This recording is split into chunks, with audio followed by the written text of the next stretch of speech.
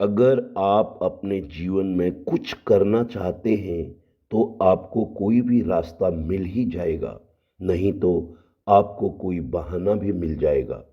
अब आपके हाथ में विकल्प दोनों ही उपलब्ध होते हैं, जीत सफलता या हार असफलता का। किस तरफ की मंजिल पर अपनी जीवन की दौड़ शुरू करें। जिम थ्रोफ महान मूल अमेरिकी एथलीट के जूते ओलंपिक में भाग लेने के ठीक पहले चोरी हो गए थे। संघर्ष करने के बाद, बहुत ढूंढने के बाद उन्हें कूड़ेदान में एक बेमेल जोड़ी जूते मिले और उन्हें पहनकर उन्होंने स्वर्ण पदक जीता। वे संयुक्त राष्ट्र अमेरिका के स्वर्ण पदक जीतने वाले पहले मूल अमेरिकी भी बने। आपके पास फिर कौन सा बहाना है? क्या आपको लगता है कि यह वैध है? बिल्कुल नहीं। जिम रोहन ने कहा, अगर आप कुछ करना चाहते हैं तो आपको कोई रास्ता मिल ही जाएगा, लेकिन आपकी इच्छा शक्ति दृढ़ होनी चाहिए, नहीं तो आपको कोई भी बहाना मिल जाएगा। हारे हुए व्यक्ति की पहली निशानी बहाना है।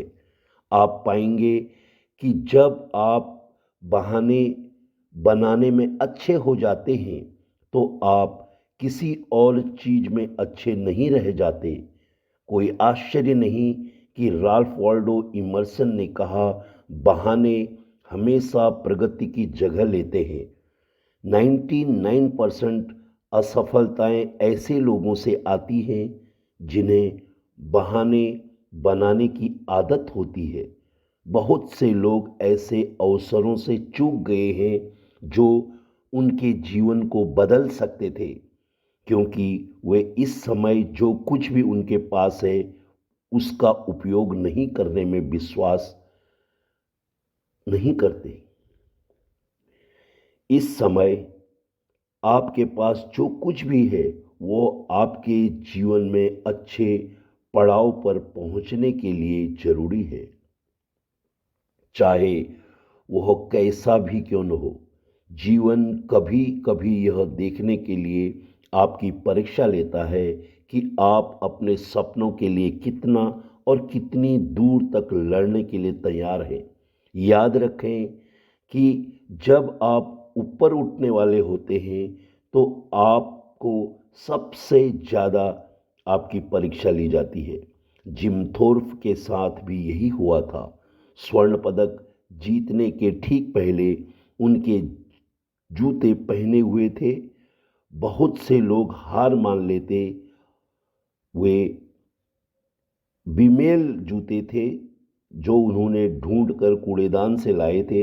अगर कोई दूसरा शर्ट उस जगह पर होता तो वो हार मान लेते और उम्मीद खो देते, लेकिन उन्होंने अपनी पहुंच में जो कुछ भी था उसका उपयोग करने का फैसला किया।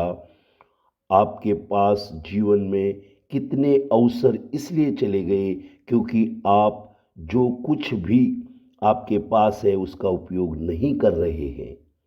इस बात पर ध्यान देना बंद करें कि दूसरे लोगों ने कैसे शुरुआत की, और जो कुछ भी आपके पास है उसका उपयोग करना शुरू करें।